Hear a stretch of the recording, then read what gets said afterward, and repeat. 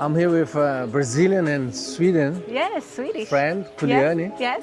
Welcome to the channel. Thank you. Thank you. Yeah, we were talking about real estate, and also you moved from Sweden to Marbella like not long ago, right? Yes. Yes. But you actually lived in Marbella before Yes. for 4 years. I lived in here in Marbella for 4 years, Yeah. and then due to COVID and the situation when everybody got locked up, we decided to move back to Sweden because it was more open. Yeah. And then ever since we've been, discussing should we go back, but this has always been a longing of my husband to move back, and now we're here since September.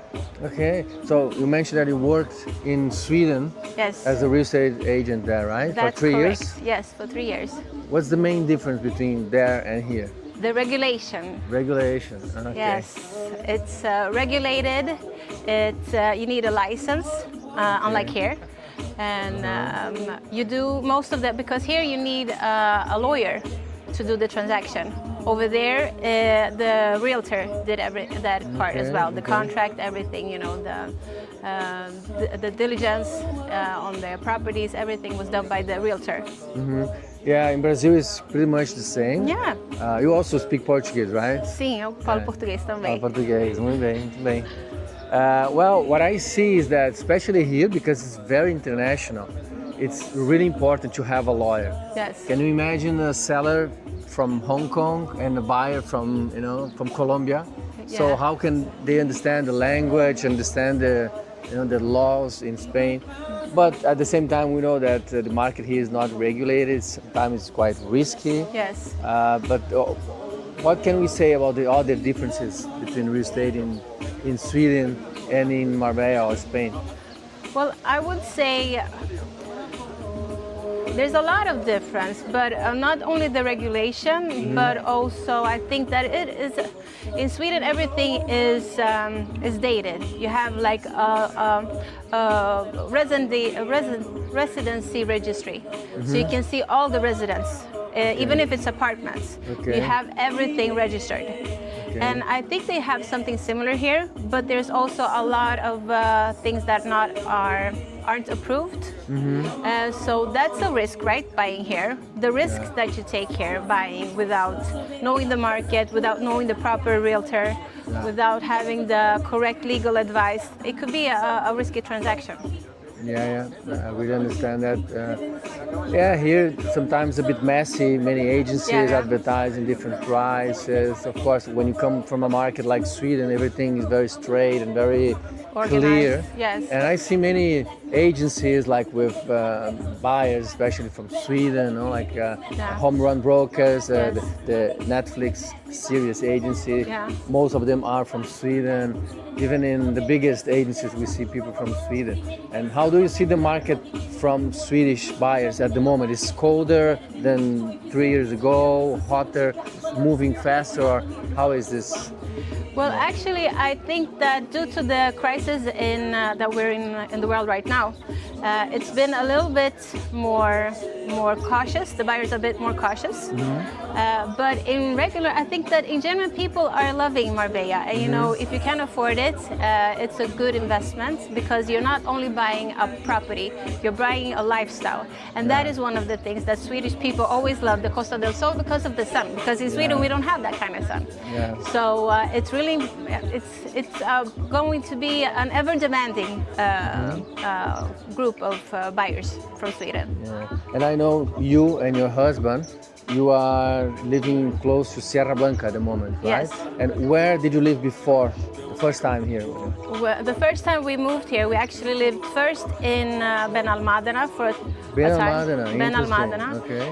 But then we really loved Marbella, so we moved to Nueva Andalusia, where all the Swedish people But the live. 4 years that you lived the first time here, it was in Benalmádena. No, the first time we lived 1 year in Benalmádena. And then after? Yeah, and then after we moved to Nueva Andalusia. Okay. And lived in Aloha for many years. Okay, great. Yeah, I think many people, when they first move to Costa del Sol, they start in Fuengirola, Benalmádena. They want to stay a bit closer to the airport. I don't know. Yeah. It's a bit cheaper there, so they think, Marbella is too expensive. They have this fear. Well, regarding real estate, I also see the potential for renovation properties, and that's why we have many international investors Yeah. looking to this place because it's like it's a paradise for renovating properties, don't you think? Yes, definitely. And there's still a lot of places that, because if you look at Marbella, there's a lot of, it's a how do you say, it's a market that the market is satisfied, but there's still a lot of investment opportunities along the coast. And you can see a lot of going towards Estepona and Manilva, and there's still a lot of investments opportunity here.